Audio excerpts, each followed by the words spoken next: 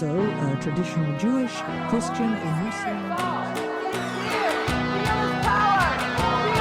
To understand atheist and agnostic, as well as many types of religious Jews. Hey, Preston. Hi, Katie. I'm so excited for our guest today. So am I. This is kind of a new thing for us. We've never had an interview with somebody before discussing anything about their faith. It's an exciting new episode of The Holy Watermelon Podcast. It never syncs up. That was one of our better ones, hopefully. We'll see. So a huge welcome to Cheryl Whiskeyjack. You're the director of the Bent Arrow Traditional Healing Society. Yeah. Would you like to give us a bigger introduction of yourself, what your role looks like, and how you ended up in Edmonton and your history? Sure.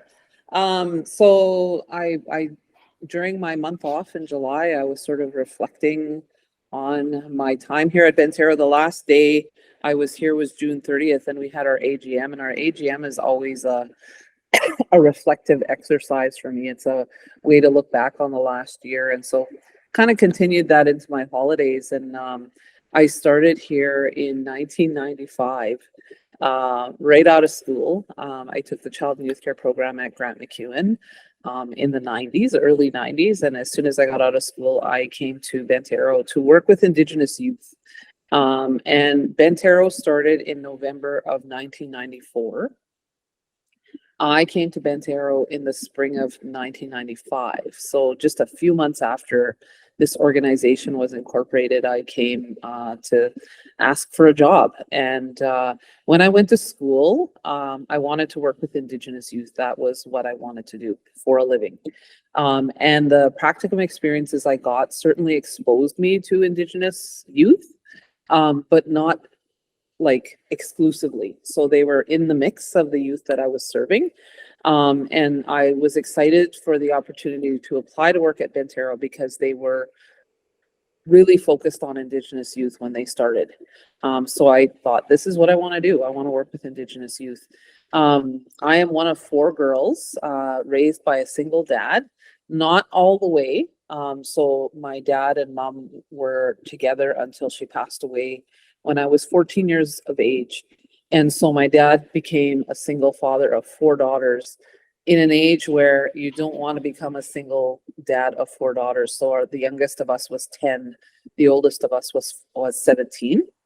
And so lots of rolling eyes and hormones is what he inherited when our mom passed away. And so what he did was he looked to family, kin, and community to help in the raising of these 4 daughters that he had. So he exposed us to a lot of youth groups in the community to keep us busy, to keep us engaged, to keep us with good, healthy role models around us, and I guess to keep us out of trouble. And it worked because we all stayed out of trouble. And I remember looking at these people leading these youth groups with a lot of admiration and respect, and thinking, I want to do something like that when I grow up. And so that's what led me to Grant MacEwan, to that program. I'm also I always, how do I always describe it? I'm promoted by life. So when our mother passed away, I wasn't the oldest of the 4 girls. I was the second oldest. But the oldest became old enough to fly the coop. And so rather than sort of facing a family life without our mom, who was a big role in our lives, she flew the coop and left the family home, which bumped me up to the oldest in the house. And so always, I think, by circumstances in life, been placed in this position of being a leader. So when I came to Bent Arrow, we had a very dynamic leader here and founder of the organization. Her and her husband founded Bent Arrow. And she was very charismatic, very engaging, and just really made me excited to come to work every day. I had the privilege of learning from her, being mentored from her for 12 years. And then once again, I got promoted by life because very unexpectedly she passed away in 2006. By that time, we had grown significantly, and I was her and her husband's sort of second in command here at the organization. And so he stuck around for about a year after she passed away, and then he left the organization. So the board was faced with a decision of like, who's going to lead Bentero, into the future. A very uncertain future too, because she was so, I always describe her and I kind of get chuckles, like she was like Ronald McDonald to McDonald's or Colonel Sanders to KFC. Like when you thought of Bentero, you thought of Shauna. Her name was Shauna Seneca. And so she was really synonymous with the organization. And so there was, I found out later, lots of like worry and wonder in the community about how Bentero was going to go into the future without this leader that we had. So I inherited very big shoes to fill. And for 2 years as executive director, that was in 2008, I clumped around in her big shoes and did my best to sort of steady the ship. After 2 years, though, with the support of the board and with a really wonderful team here at Bentero, we started to gaze at the horizon again. So the ship was very steady. Funders were happy. Things were going well. We started to gaze at the horizon again and started thinking, okay, what could we do in addition to what we're already doing? What are the gaps that we're seeing? How could we meet those needs? And so from 2010 onward, we started another growth spurt here at Bentero. And so, since I became executive director, we have almost tripled in size from what it was when I inherited the position. And we're just really sort of seen as a leader in the community here in Edmonton for the services that we provide. We were also going through an era of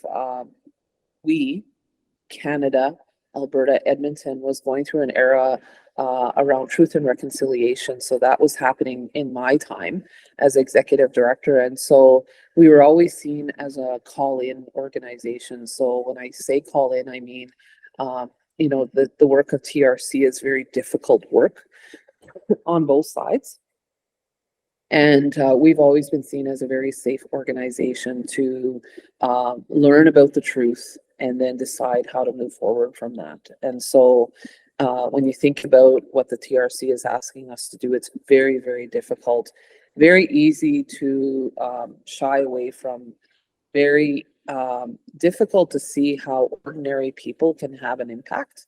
And we are a whole bunch of ordinary people here, and we have shown that we can have an impact. And so we call people in to that work, and really are focused on trying to build capacity in the community so that we're not the only ones sort of doing this TRC work, that we have people like you out in the community, other organizations that are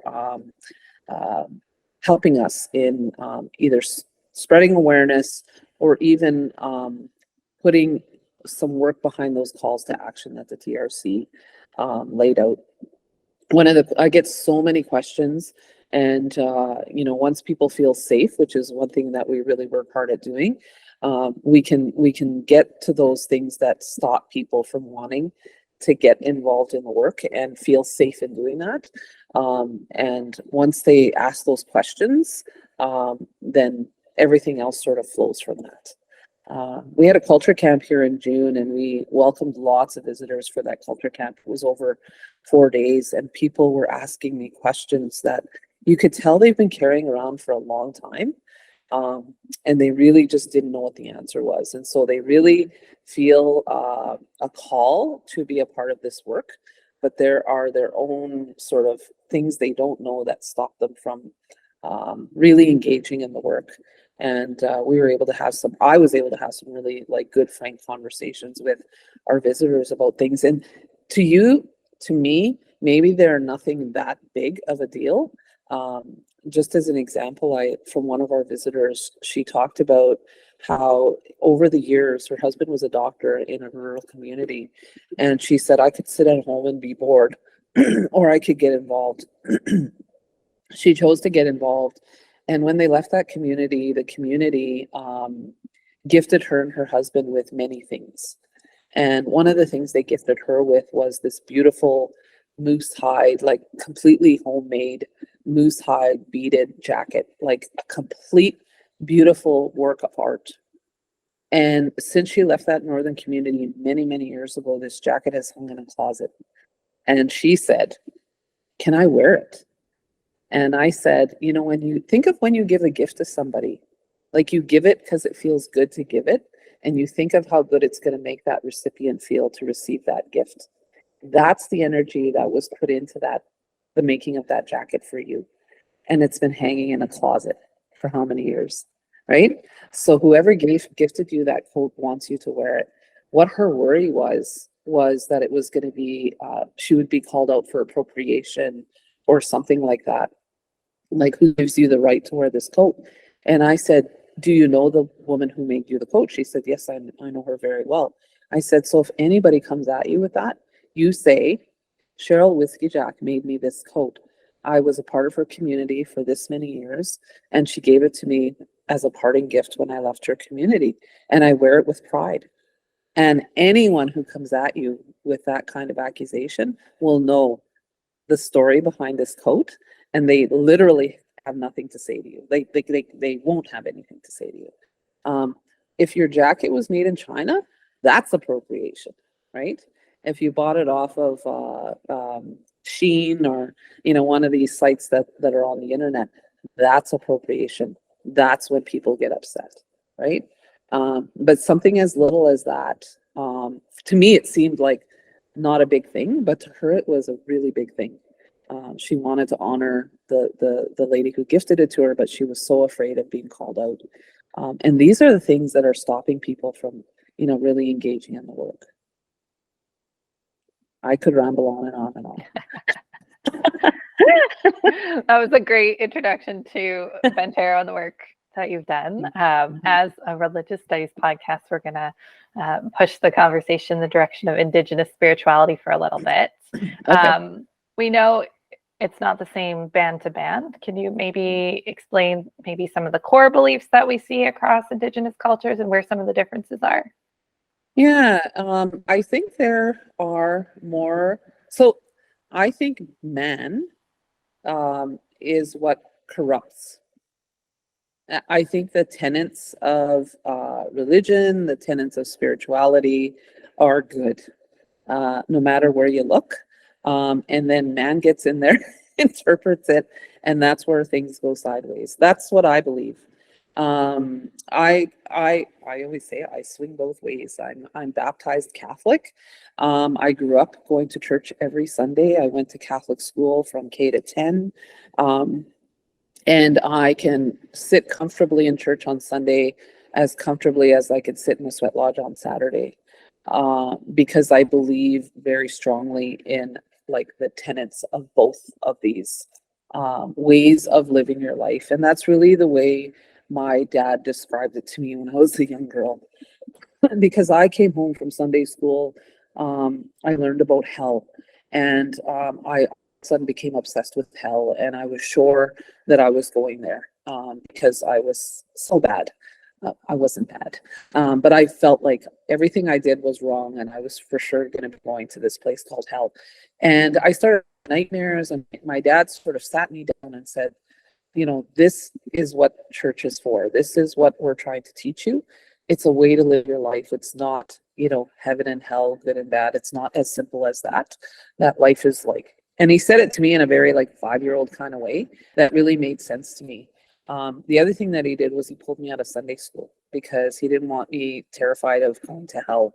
I still went to church every Sunday and was raised in that way. I was introduced to traditional spirituality when I met my husband, who was raised in that way from the time he was a small boy until him and I got together. And I used to see sweetgrass all my life in my home, but it was never a tool to connect with Creator, which is what I now know it to be. It was something that you put on crafts. That's what I grew up seeing sweetgrass.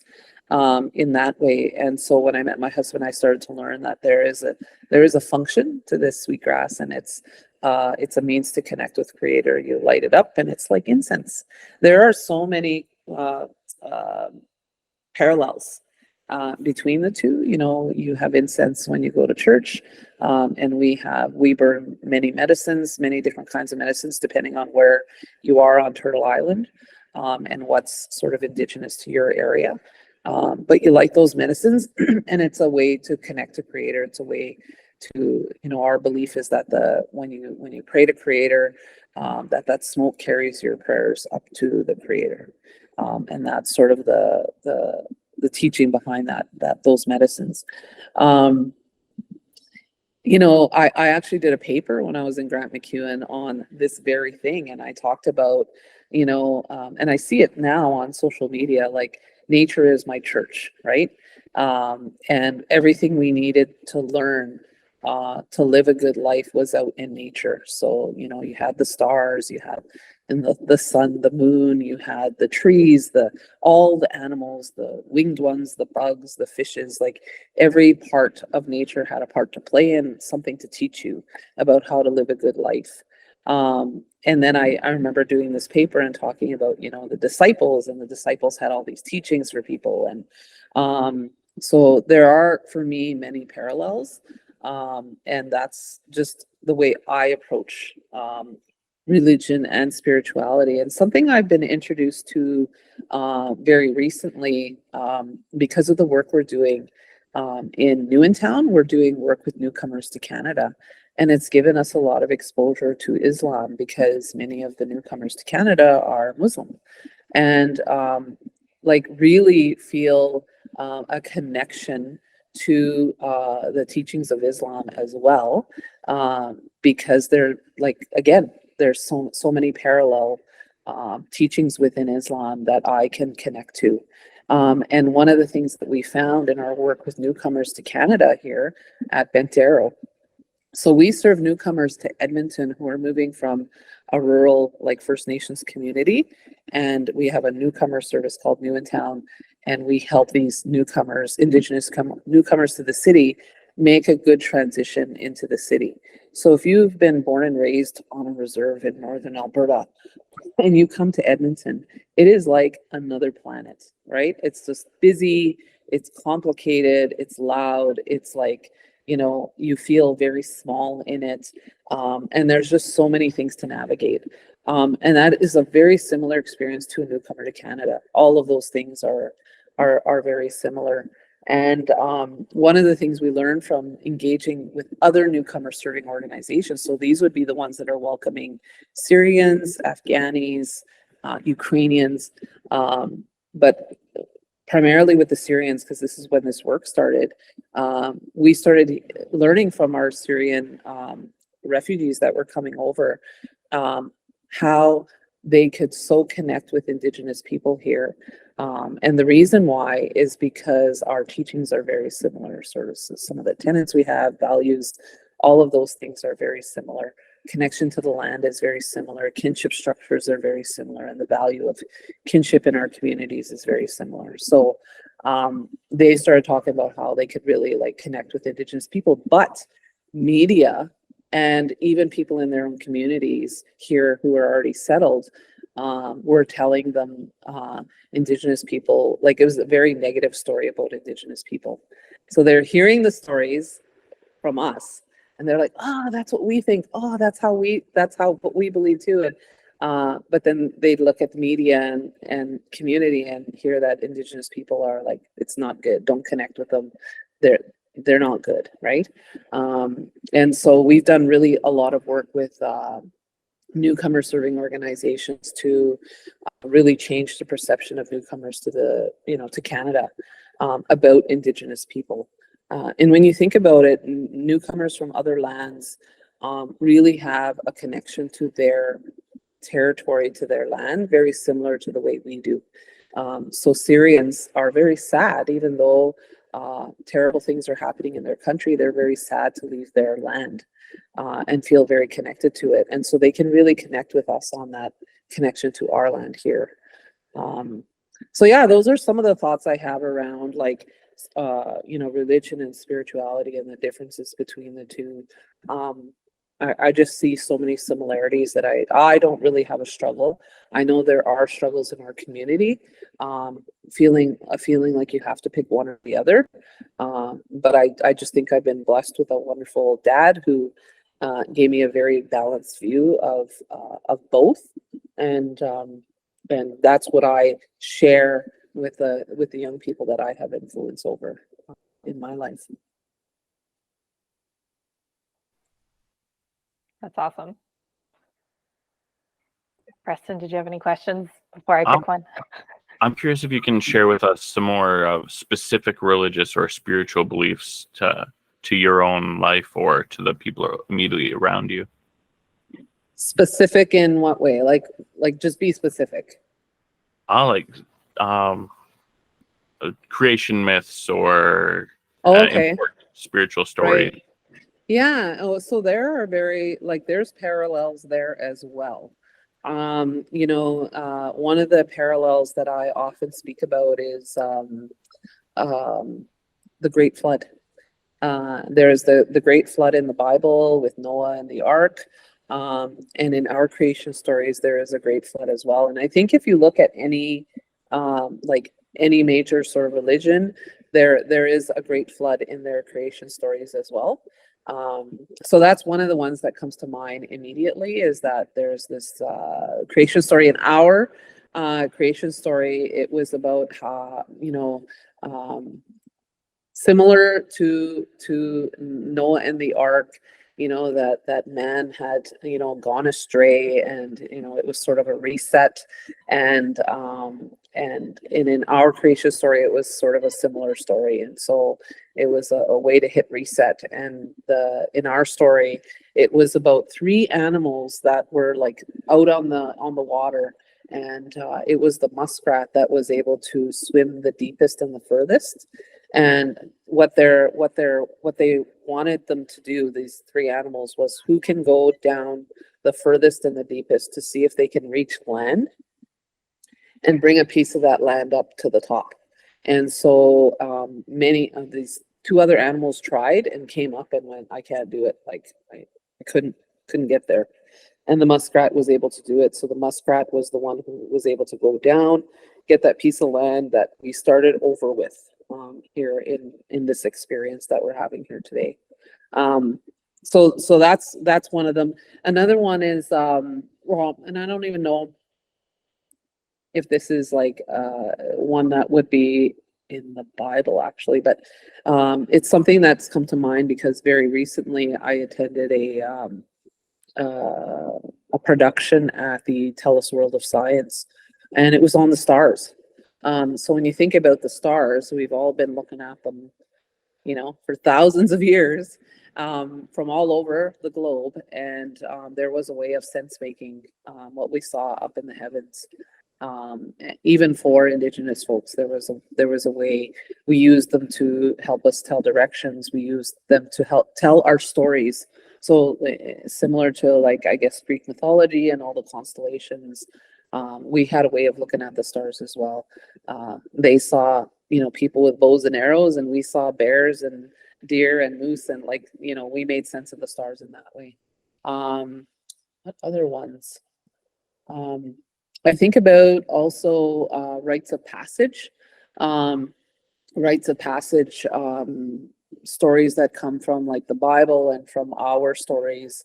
There is a difference there, I have to say. So when I think about, we know the story about Adam and Eve and why women sort of have a hard time, laboring to have children, is from that creation story of Adam and Eve.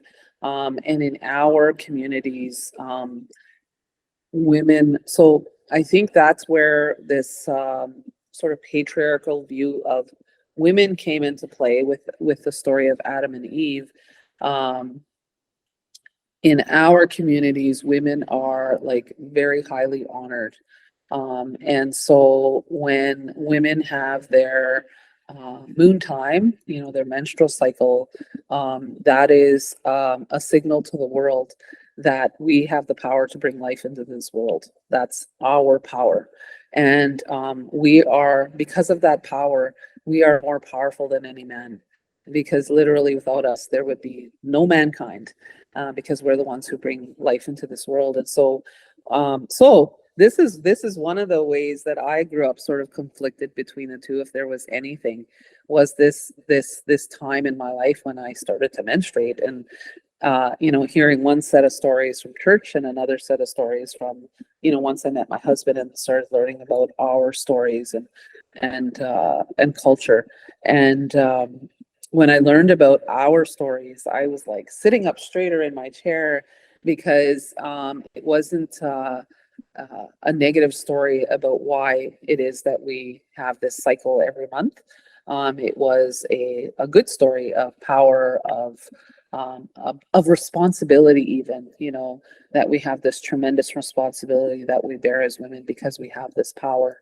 And in all of our ceremonies, if we are menstruating, women have to stay away from all ceremonies in our communities, because we are so powerful at that time that we can overpower whatever ceremony it is that is going on. So if there's a pipe ceremony going on, a sweat lodge, Sundance, any ceremony in our community, and you are a woman who is menstruating, your power at that time overpowers what's happening in that ceremony. And so if you go into that teaching with a Catholic brain, you think, oh, I'm bad, I'm excluded because I'm whatever. You can make up whatever story you want. And that's, I remember what used to happen with me when I first started going to ceremony with my husband. He would tell me, oh, you can't come because you're on your time. And I'd be like, why? I learned the teaching from my sister-in-law. And when she told me the teaching, I was like, oh, okay, like this is okay. I don't mind being excluded. And years ago in our camps, when women were on their time, they had a separate camp. And it wasn't like, you're bad, you're dirty, go be off somewhere by yourselves. It was like a real time to honor these women. And I secretly wished I was a woman in that time, because what happened was you got taken to another camp, and the old ladies who now are no longer menstruating would take care of you. They would give you tea, you got to put your feet up, like you got to really be honored and taken care of during that time. And then when your cycle was done, you join the camp again. And I was like, man, I wish we did that today. What a great time to take a break from everyone. Yeah, exactly. I love that. Yeah. So I started learning these stories from my husband and his sister, who were raised like very naturally this way. It wasn't like something that they were shy to talk about or anything. It was just a very natural thing that they talked about. His grandfather was a medicine man. He was a healer. And I remember being in awe, equal parts in awe and equal parts terrified of this old man, because I just thought you could feel how special he was when you spent time with him. And so I didn't want to like let him down or like, appear like, I don't know, not good enough or whatever. That's how I felt when I was around him.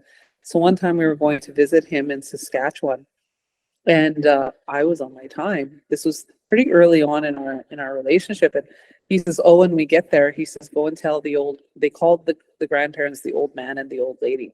He says, go and tell the old man and the old lady that you're on your time. And I'm like, why? Like, what business is it of theirs? And he said, just do it. And I'm like, okay. So I felt like an idiot, but I went, as soon as I got there, I'm like, hi, I'm supposed to tell you I'm on my time. And very naturally they said, oh, okay, thanks for telling us. Just don't go into this room in the house. That's all you need to know. I'm like, oh, okay. So, and the reason why was that room in their home was where they kept their medicines. And so when I tell you about how powerful we are when we're on our cycle, they didn't want my power to overpower the medicines that were in that room. This is the only reason why I had to tell them that. But I loved how, like, it wasn't an embarrassing thing to talk about. It was really like a natural thing. but in society, it's not quite there yet. Cheryl, I might be wrong, but tell me if I am, but it feels like in Christianity or other Abrahamic Western traditions, religion is its own thing. You go to church on Sunday, but in the indigenous community, it sounds like it's just the ebb and flow of life. It is everything. Everything. One of the best stories I learned from my mentor and our founder here and her husband.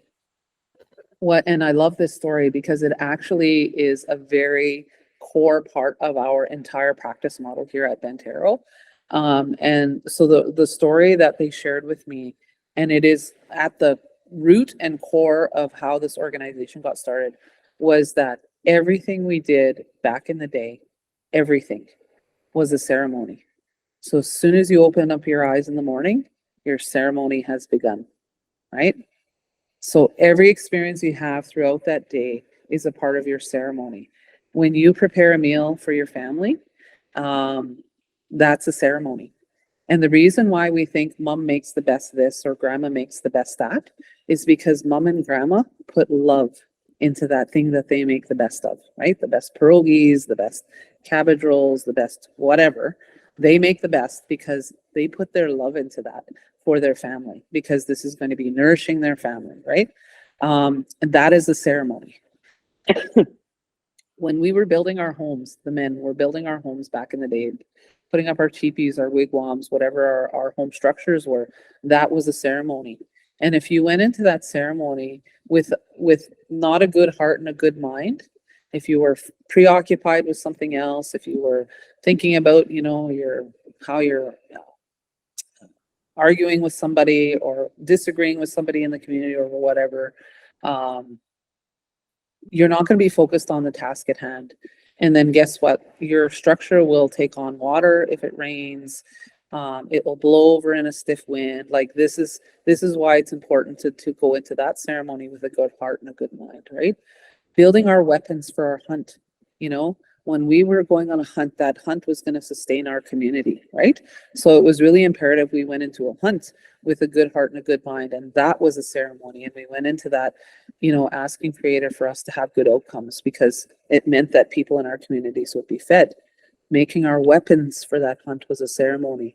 And if you didn't go into that ceremony with a good heart and a good mind, this is where the name Bentero came into play. If your arrow is bent, it's not going to meet its mark. And if it doesn't meet its mark, your community could starve, right? So even making your arrows, it was imperative that you went into that ceremony with a good heart and a good mind, because then your arrow would fly straight and it would meet its mark. So when Brad and Shauna were looking at creating this organization to serve Indigenous youth, this was their focus when they started the organization. They looked at our Indigenous youth at the time as bent arrows. That someone in the community didn't put that good love and energy into the molding of these youth. And that's why they were getting in trouble with the law. They were dabbling with drugs. They were hanging out with the wrong people. And this is why we needed a program called Bentero. So to this day, ceremony is a really big part of the work that we do here. We light up our medicines here every morning, and we start our day with intention. We ask Creator to guide us through the day, to be kind in the lessons that we're going to be learning, to be good in our interactions with everybody, to keep the children that we're here to serve at the heart of all of our work and all of our actions, right?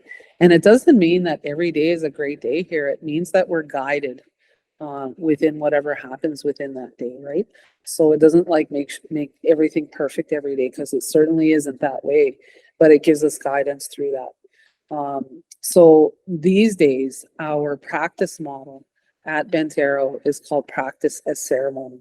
And so what we're asking every practitioner in this building, no matter what they're doing, if they're an employment counselor, a housing support worker, or a child welfare intervention worker, what we're asking them to do is to practice as if they're in ceremony, to put that love and good intention into their work so that it goes forward in a good way.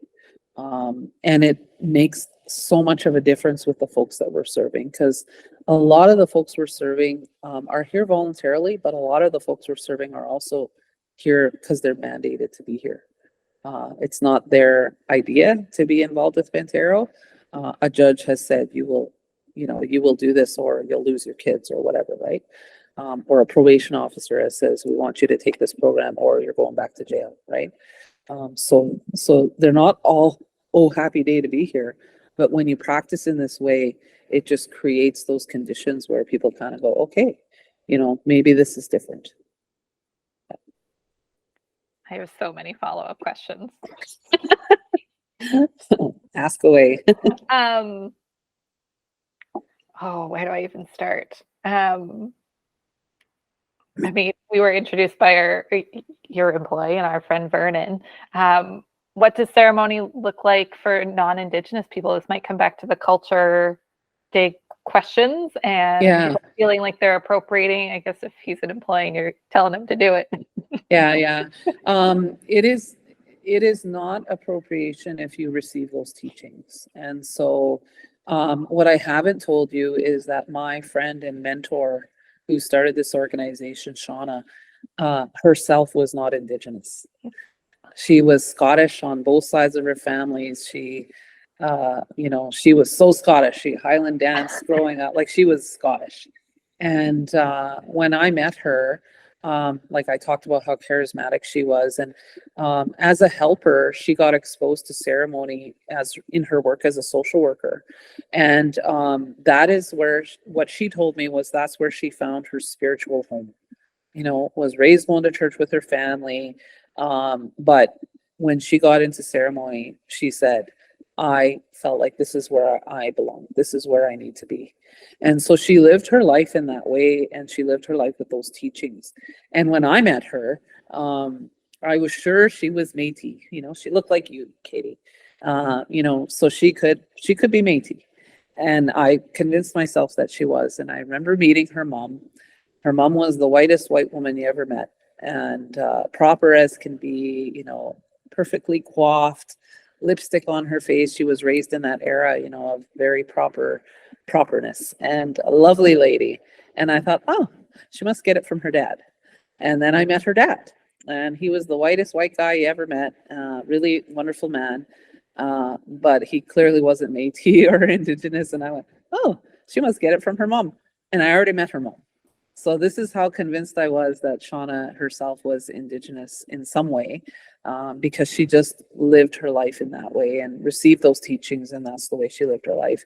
And we're not by any means here trying to indoctrinate all of our staff and ask them to live in this way. We don't even tell them, you have to do this. We light up our smudge every day. You don't have to be a part of that circle. Or you can stand in that circle but not smudge, right? Everybody who is in that circle, we invite them to talk to Creator in their own way, in a way that makes them comfortable. So if that's Allah that you want to pray to, if that's God, like whoever it is, you're free to join that circle, and ask for that help to start your day in a good way.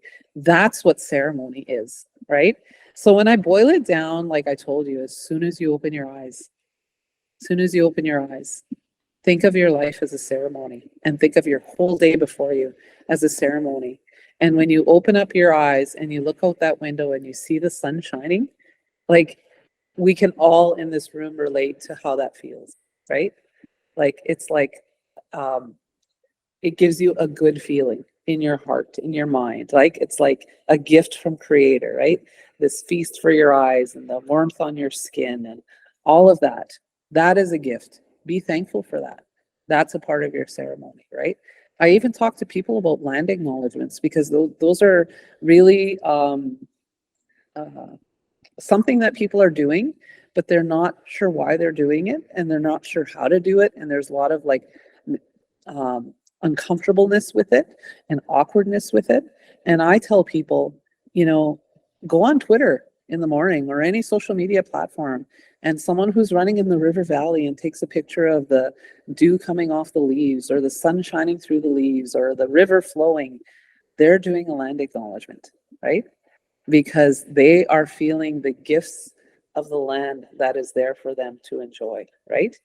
I said, when you boil down a land acknowledgement, that's what it is. It's acknowledging the land that you're on and the people who made it possible for you to enjoy what you're here to enjoy. So that's like what ceremony is. And like, we're not asking everybody to be like us. We're inviting everybody to look at their life in a different way and to approach it in a different way. And we have many long timers here. And I think the reason we have many long timers here is because they feel like at the end of the day, even if it's a hard day, I did something. Like, you know, I did something that's worth doing. I helped someone, you know, even if it was hard, I helped someone. And also I think they feel an organization that really tries to take care of their spirit, because we're not just trying to take care of our community spirit, we're really trying to take care of our own spirit here as well. I have a lady just outside my door here who is, she's Muslim, and I always talk about her a lot because she is so, I tell her she's like a spiritual yoga master, you know. She's Muslim and she like, that's the way she was raised and that's what she believes. And she has a prayer rug hung over, you know how a lot of people have plexiglass in front of their desk now? She has plexiglass and she hangs her prayer rug over that plexiglass. And then she has her mom's voice in her head. And her mom's voice says, when you go and do your prayers during the day, wear a skirt, wear a dress. And so she has a ribbon skirt next to that prayer rug, right? And so she grabs her ribbon skirt on one shoulder, she grabs her prayer rug on the other shoulder. In front of her desk is a orange poster that says "Every Child Matters." Like, it's just so much. Oh, and she loves Christmas. Loves Christmas. This girl, she puts up a tree here every year. She decorates her desk. She doesn't put up a tree at home, but here she can do that, right? And so, like, this is what we create space for people to do. We have prayer spaces here in the building for everybody who wants to do that. So we have quite a few Muslim staff here, and there are places for them to do their prayers during the day. They teach us just as much as we teach them. We honor their calendar as much as they honor our calendar. So we would never do like a big community or a celebratory eating function during Ramadan, because now our Muslim staff wouldn't be able to participate in the same way. And same thing with them. Like, so we just like really honor each other in being in ceremony, like throughout the day, throughout the weeks, throughout the year. And it's really like not that complicated. Yeah. Preston, I got more questions. I've noticed that you're a great storyteller, and I'm curious how much that plays into your spirituality. I don't know, honestly. I think I was just born to tell stories. And I mean, it fits nicely. We have our culture has a very oral tradition, which is the reason why we don't have like a written, yeah, I think I saw that in your questions, like a written book, is because our stories are passed on through orally. And the wonderful thing about that is that if you have ever heard a really good story, you could hear it today, then you could hear it 5 years from now. And wherever you are 5 years from now is the lesson you take from that story 5 years from now. Same thing with a song on the radio, right? You know, if life's good at home and you and your partner are great, that song will hit different than if you guys are on the outs, right? Because that's where you are on that day. So it's the same thing with our teachings. So I share these teachings with our staff time and time and time again. And what I hear from our staff is that I could hear that story like 100 times and it means something different every single time I hear it, because we are not static. We are just constantly moving through this experience, and where we're at when we hear that story the next time is what we take from that. And I think that's one of the reasons why like we do our sort of storytelling orally, because for that reason, right? It's and when you're hearing a story, it's different than reading a story. I find. So hearing a story, you also don't always tell the story exactly the same way every time you tell it. So, yeah, and it's just something I've always done. My dad said, like, I could talk as soon as I came out, and even though it didn't make sense to him, I just had lots to say, and I still do. So, yeah. Did your report card say, like mine, great student but talks too much? Probably. I don't remember, but I remember I was a good student. I remember that. I was a real geek. I skipped a grade. Oh, wow. Yeah. So, and I tell my parents, my dad now, like, I wish you guys never let them do that to me, because I was like intellectually a year behind, like, developmentally a year behind everybody for the rest of my school life, right? So the things my peers could do, I couldn't do. Like, you know, when you're 16, you can do this. When you're 14, 15, you can't do that. And so they were allowed to do all these things I wasn't allowed to do. And I was like, you're still too young. I'm like, no, I'm not. Yeah, anyway. So this episode is going to be released, and our audience listening to it now knows it's being released the week of the National Day for Truth and Reconciliation. And you talked a lot about ceremonies. It was illegal to perform these ceremonies for, like, embarrassingly recently.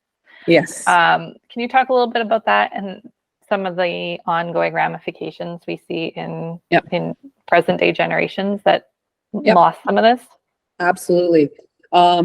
So, like you said, it was illegal to do ceremonies, and it was a way to kill, cultural genocide. It was a way to be a part of that.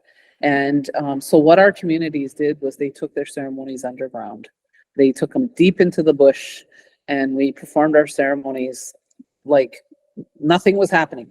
And they continued on in that way for many, many years. So the ramifications of that, we're still feeling that today. So there is this thought amongst some of our elders in the community that you have to be like in the bush to do these ceremonies. But you don't have to be in the bush to do these ceremonies. We used to do them everywhere before they became outlawed. And it was the need to take them deep in the bush to preserve them that caused us to start doing them deep into the bush. And so there are some elders today who think it's like sacrilege, to have a sweat lodge right here in the heart of Edmonton. And what some of those elders will say is that the ground is dirty, like it's not a clean place. And when you're out in nature, it's a clean place, right? But we have sweat lodges here throughout the year that we'll put up to do ceremony, and we spiritually prepare that ground before we put that lodge up. And one of the things we have a new generation of people who are coming up with these teachings, a generation that weren't a part of that time in our history where we were outlawed from performing these ceremonies. And so I would be a part of that generation. And I say a long time ago, we had ceremony on this ground under our feet, right?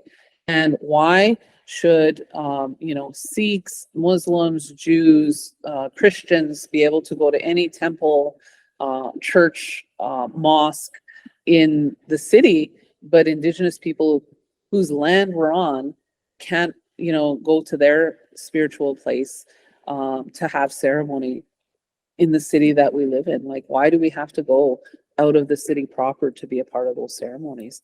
And we also have a real large contingent of urban Indigenous people who aren't connected to any band, right? And so they can't just go to Musquecheese and go, oh, I'm going to come into your sweat today. They wouldn't feel right doing that.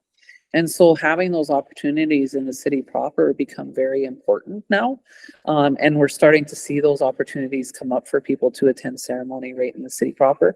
We're going to be one of those organizations that has a year-round sweat lodge here at Bentero and Kitchikawaski down by Fort Edmonton Park and Fox Farms there's a big chunk of land that the city gave to Indigenous people to perform ceremony throughout the year there. So there are going to be now opportunities for people to do that here. Yeah, and it's like a real like mindset that we're seeing, but we're also starting to see a shift in that mindset. I often tell this story about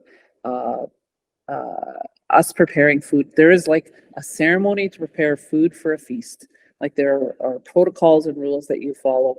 And I remember, and I know what those are. I've received those teachings. And I remember this elder coming into, like an old male elder. He came into our kitchen, and so we have these young women in there who are really trying to learn how to do this in a good way. And he came and he told one of our women, "You're stirring the soup the wrong way." And I said to him, "With all respect, I need you to leave this kitchen." And he's like, "Excuse me?" And I'm like, "There is no wrong way to stir the soup. And this woman is here to learn. And she's going to go forward in her life thinking she has to stir the soup in this way. Then she's going to teach someone else that. They're going to teach someone else that. And there literally is no wrong way to stir the soup." Right? But he felt like there was a need to, I don't know, do this or teach this. It wasn't, and maybe someone gave him that teaching, but it isn't true.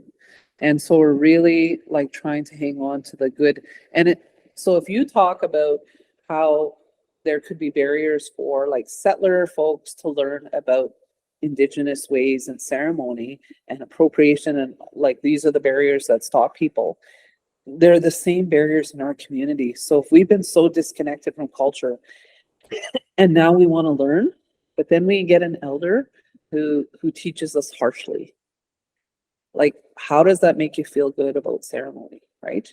And I often say, and I don't say this with any disrespect, but when we have elders that teach us harshly, that is residential schools. That's the teachings they received in residential schools. That is not Christianity. That is a teaching at residential school where they were taught harshly because they were trying to indoctrinate them and, you know, get the Indian out of them. They taught them very harshly. And so then when you find your way back to spirituality, you bring those teachings from residential school back into how you teach people, and you teach them harshly. That is not our way. We don't teach harshly, right? So yeah. Awesome. I'm glad there's been a resurgence in the teachings. Yeah, absolutely. We often get called like innovative, and I always kind of smile and go, these are ancient teachings. They're not innovative. Thousands of years ago, maybe. Yeah, in the circles that I travel in, there's a really bad feeling that comes with the word innovation. But depending on what you're doing, sometimes innovation's a good thing. Yeah, absolutely. Yeah, it's kind of one of those catchwords, eh? Yeah. Makes people, yeah, I agree. Do you find that there are people who don't have an Indigenous background who come to you to learn more about your ceremonies? Yes, absolutely. Yeah, we see that a lot. And it's for everybody. It's it's for everybody. One of the things that we are pretty strict about though is like making sure that your motivation is like your heart is in the right place when you're doing it. And I feel it when I'm out in the community. Like I've been around, so pretend Indians is a thing. I don't know if you've seen it in like social media, but it's like where, you know, you have like a pinprick of Indigenous blood. You literally had no connection to that indigeneity in your bloodline, but you're using it to get grants, or you're using it to, you know, whatever. So there is a real like also movement in our communities to for people to like validate their teachings, validate their connections to community and things like that. And it's not to say that you have to have those, but you like you need to be able to speak to like where you got your teachings from. And so if ceremony, indigenous ceremony was something that you really connected to, like you'd be called upon to speak to where you received your teachings and, you know, all of that kind of stuff. And then there's still, you know, some, I don't know what the word to use is, caution when we look at non-Indigenous people leading ceremonies. Because while I don't think we have any issue with people being a part of, I don't know that it's the place of non-Indigenous people to be leading the bigger ceremonies anyway, you know, like leading sweats, leading sun dances for sure. Like those kinds of ceremonies, those are big ceremonies. I have no issue at all when one of our practitioners here lights up the smudge when we have a meeting with the family. No issue at all. This is something that we do that's very commonplace here, and it really sort of opens up the room and makes the room feel like a safe place for people to talk about very difficult things. Yeah, so we really try and teach people to be comfortable with doing that in our work here. It sounds a little bit like part of the motivation is avoiding the awkward situation of somebody questioning somebody else's authority. Like when it's just an intimate group, you know everybody, and you know that what they're doing is okay, like lighting the smudge.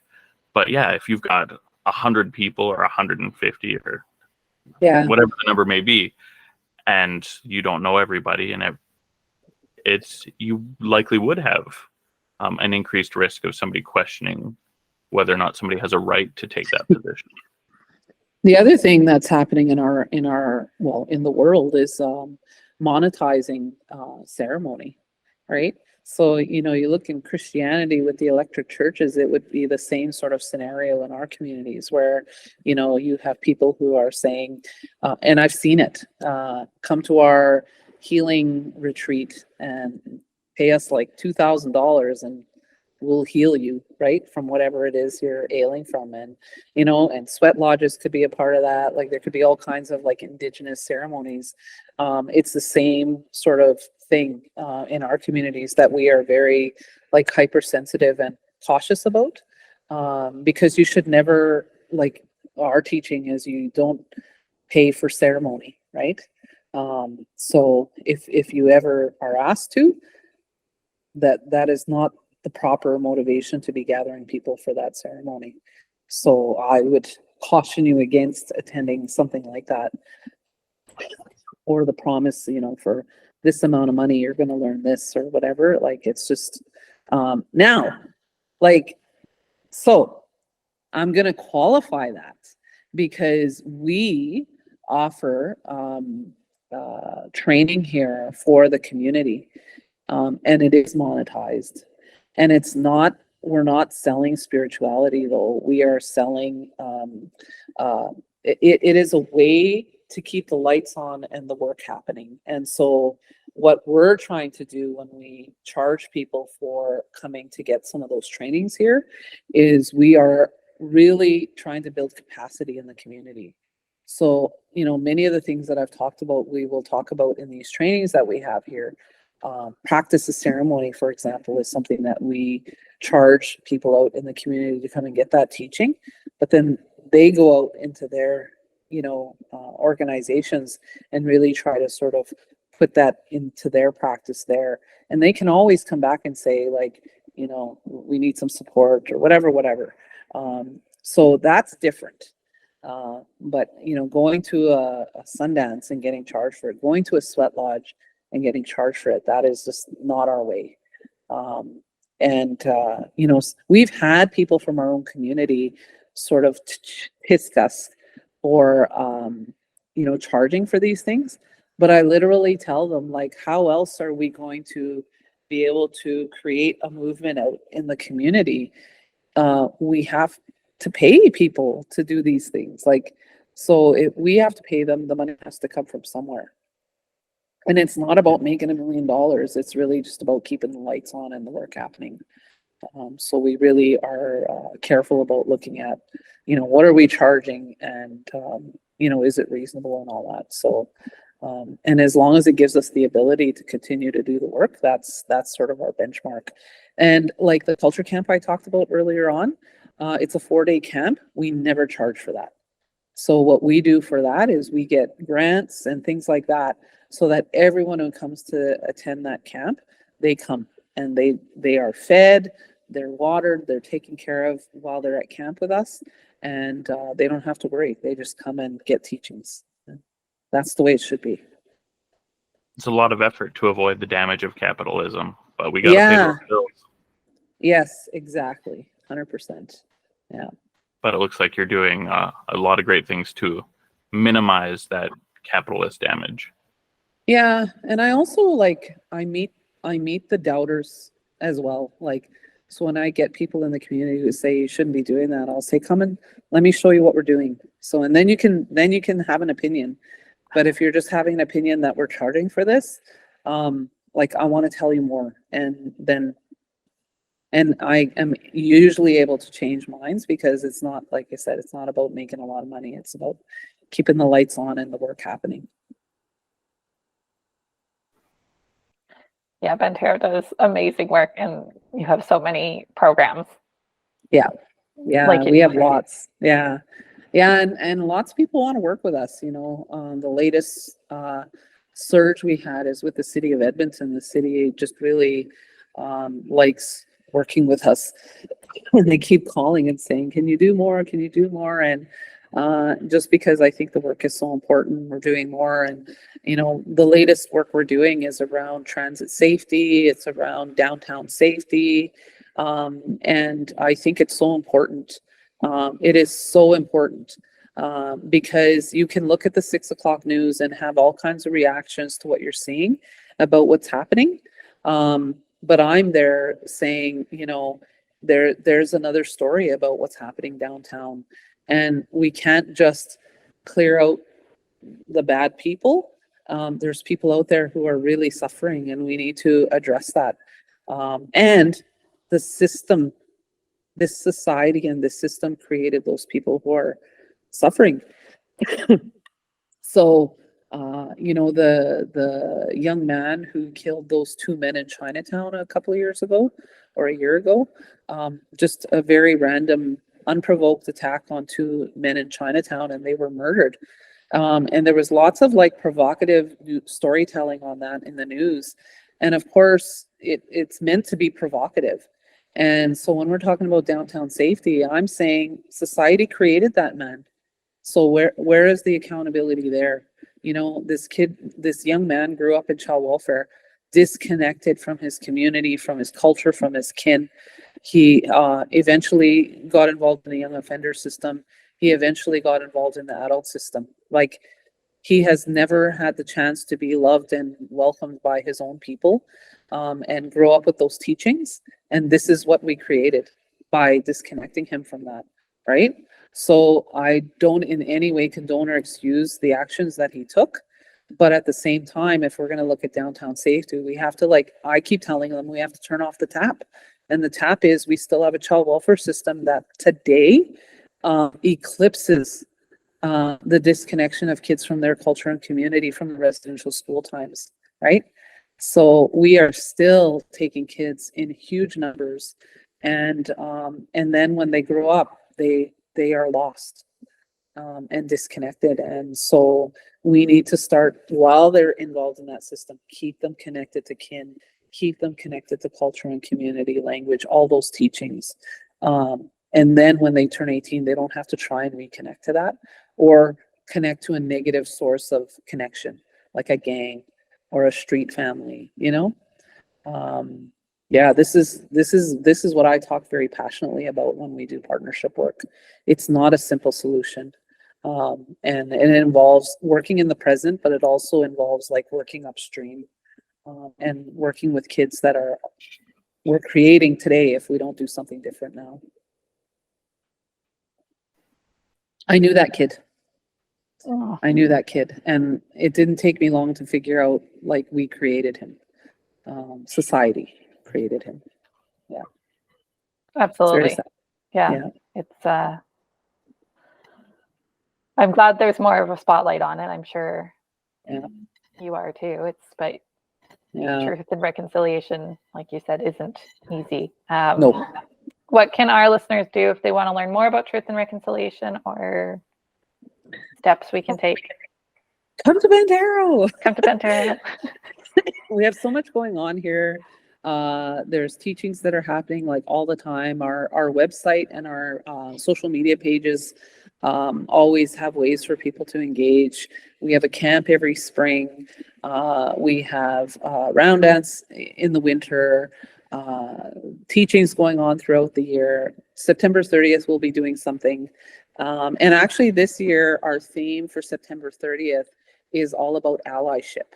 So we're really going to be engaging with people about that very question about how do I had a conversation with a woman from the Unitarian Church last week, and she's had that question, what can I do? Like, what can we do? And I said, you know what? If I go to a politician and say these things are issues, they expect me to do that because I'm Indigenous, right? But if you go to your politicians and say you need to be starting to do things like differently, you need to start looking at this issue differently, they're going to listen to you differently because you're not Indigenous, right?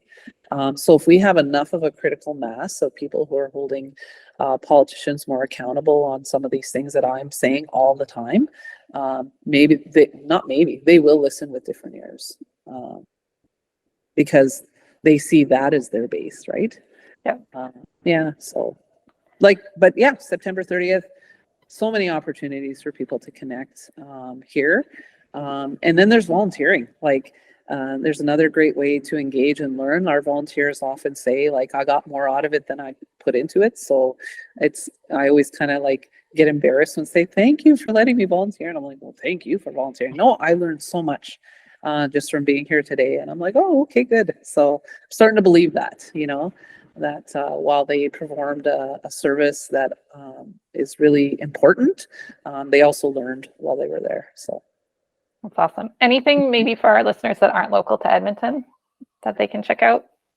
Well, I think there's stuff going on all over the place. There's stuff going on in our First Nations communities, and if you're in a rural community that's close, there's opportunities there.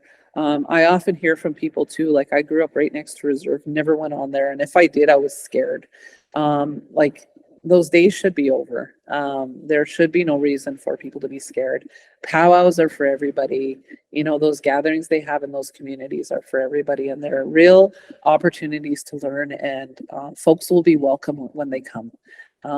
They might feel out of place, but they won't be out of place. And in my community, in my powwow, we have lots of non-Indigenous folks that come because we're in a very touristy kind of place. I'm from Ontario, and we have all kinds of visitors from all over the world that come to our community when we have a powwow, and it's like they're embraced. You're here, and while we have you, we're going to treat you really good. We want you to feel good when you leave here. That's our ceremony, right? So yeah, just don't be shy. Yeah, Good advice. mm-hmm. I invited people this summer to go to Enoch powwow. I said, if you're shy, I'll go with you. I'll sit with you. I'll kind of help you understand what's going on. And but there was people who wanted to check it out, but they were kind of like, yeah. Okay. I think we'll have to check one out, Preston. Yeah. I think so too. Any final thoughts on Indigenous spirituality to share with our audience, Cheryl? No, I really enjoyed the conversation today. I would just invite, if people want to learn more, to connect with us here. Connect with me if they want. I'm easy to find. Pretty active on social media as well. I use those platforms to share some of those teachings with people, and try to engage them in in our worldview and how we see things, and engage them in a way that invites them to be curious and learn more. We are a safe place to learn. I will always say that, and it's a value I hold very highly here. And so if you want to learn more, Bentero's a safe place to do that. Awesome. And we will put all of your personal and the Bent Arrow social media website links in our show notes. Yeah. Preston, where can our audience find us? You can find us on Facebook, Instagram, YouTube, Discord, Patreon, and we also have a shop, Spread Shop. Thank you so much for joining us, Cheryl. Thanks for having me. Audience as well. All right. Peace be Peace with be you. with you. By the late Middle Ages, the Christian prophecy had fulfilled itself.